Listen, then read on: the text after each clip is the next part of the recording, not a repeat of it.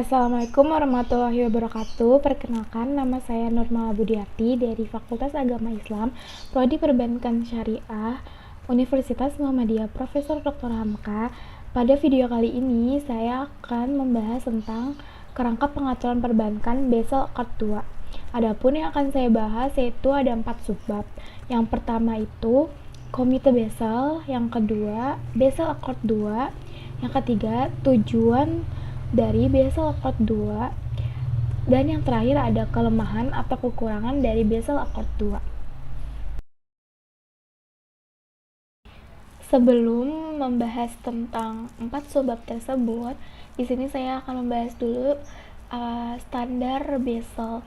Jadi standar Basel merupakan standar pengaturan perbankan yang dikeluarkan oleh Basel Committee on Banking Supervision atau BCBS.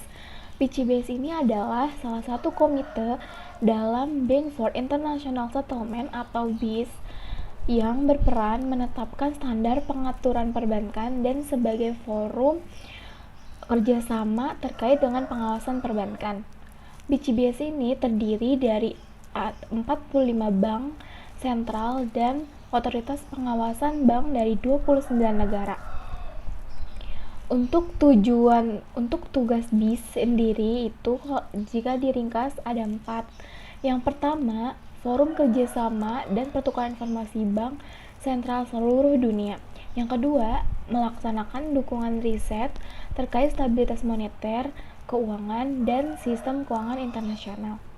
Yang ketiga ada menjalankan fungsi tradisional bank seperti manajemen cadangan dan perdagangan emas, menyediakan rekening bagi bank-bank sentral dan organisasi internasional.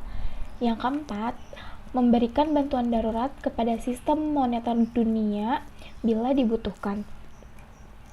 Untuk tugas didirikannya BCBS itu sendiri menurut Wahyudi et al. Tahun 2013 itu yang pertama menciptakan peraturan bersama dalam rangka memperkuat stabilitas dan kesehatan atau stability and soundness sistem perbankan internasional. Yang kedua, menciptakan kerangka yang adil dalam mengukur kecukupan modal secara internasional. Dan yang ketiga, mendapatkan kerangka yang konsisten untuk mengurangi ketidaksamaan kompetisi antar bank yang bermain di tingkat internasional.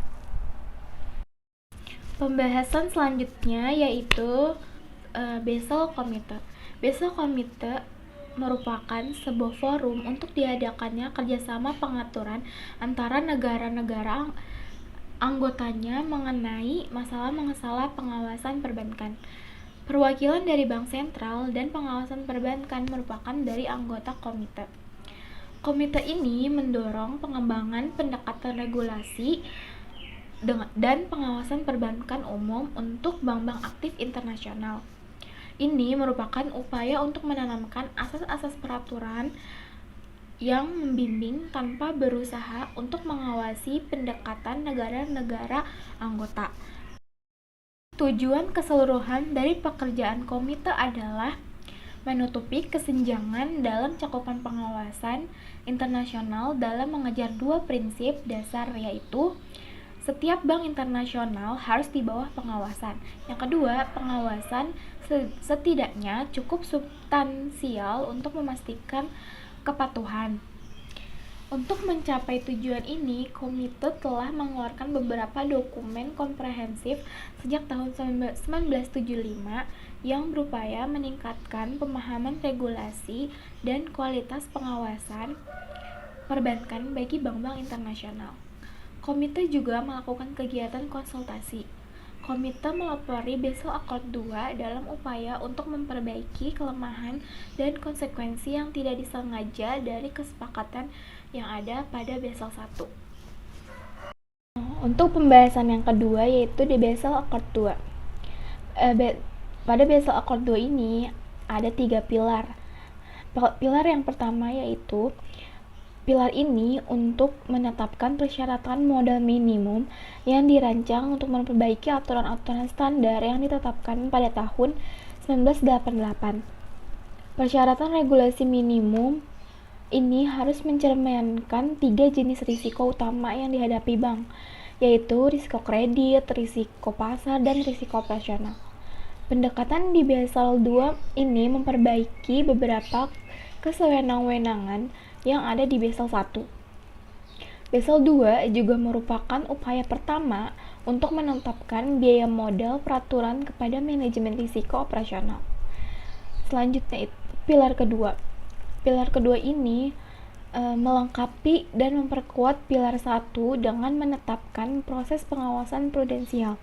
Pengawasan ini menutupi semua risiko dalam pilar 1 dan menambahkan beberapa pertimbangan lainnya. Yang pertama, perhitungan oleh bank dari jumlah modal ekonomi. Jumlah modal ini akan dibutuhkan untuk bertahan selama masa-masa sulit dan untuk menutupi risiko pilar 1. Yang kedua, pembentukan struktur pemerintahan di dalam bank untuk memastikan pengawasan internal dari dewan direksi dan direksi atau manajemen. Yang ketiga, evaluasi oleh pengawasan bank dari tingkat profil risiko bank sendiri dan proses bank digunakan untuk menentukan tingkat itu. Yang ketiga, pilar ketiga ini penggunaan efektif disiplin pasar sebagai alat untuk memperkuat pengungkapan dan mendorong praktik perbankan yang baik. Ketiga pilar ini dimaksudkan untuk saling memperkuat dalam pendekatan yang dirancang untuk memperkuat keamanan dan keamanan sistem keuangan global. Selain ketiga pilar utama ini, perlu diketahui juga beberapa poin penting, yaitu yang pertama, insentif.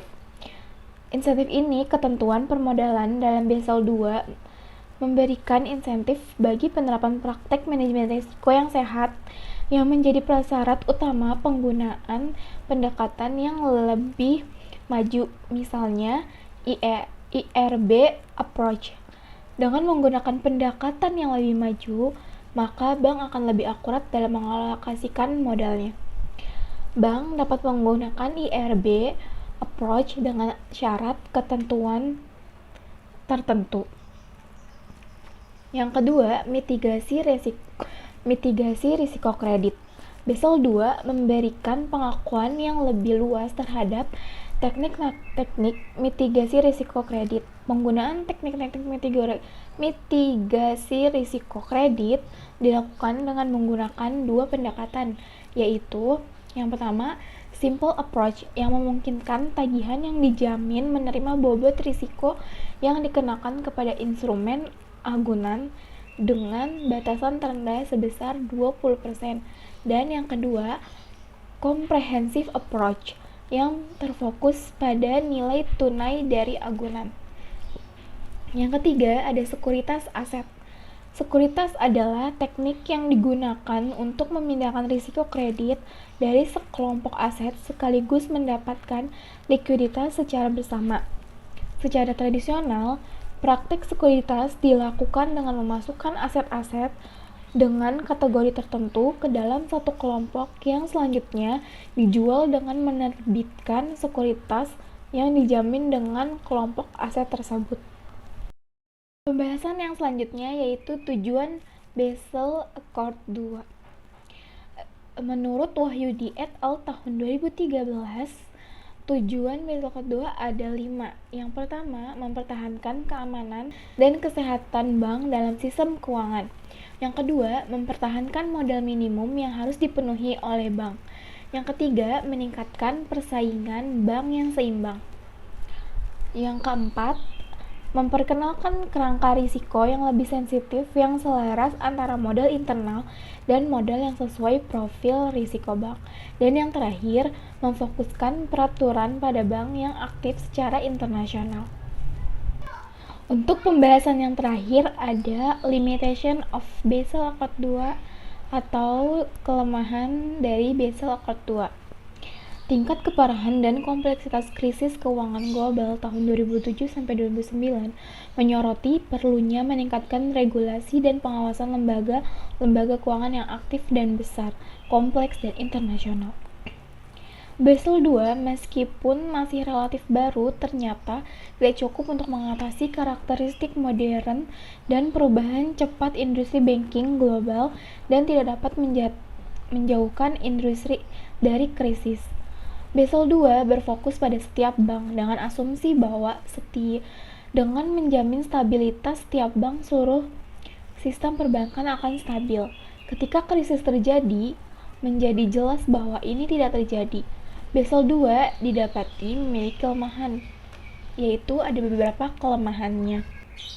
Kelemahan yang pertama yaitu kesepakatan itu tidak cukup menilai risiko modal. Yang kedua, aset-aset dapat menjadi milik buku perbankan atau buku dagang. Yang ketiga, pengobatan risiko pasar gagal menangkap efek konsentrasi pemaparan kredit yang berlebihan dalam buku dagang. Yang keempat, hal ini gagal untuk sepenuhnya mengenali efek likuiditas pada praktek sekuritas bank. Yang kelima, persyaratan pengelolaan likuiditas dibatasi, tidak ada standar. Yang keenam, beberapa beban risiko dan penilaian risiko tidak cukup disesuaikan.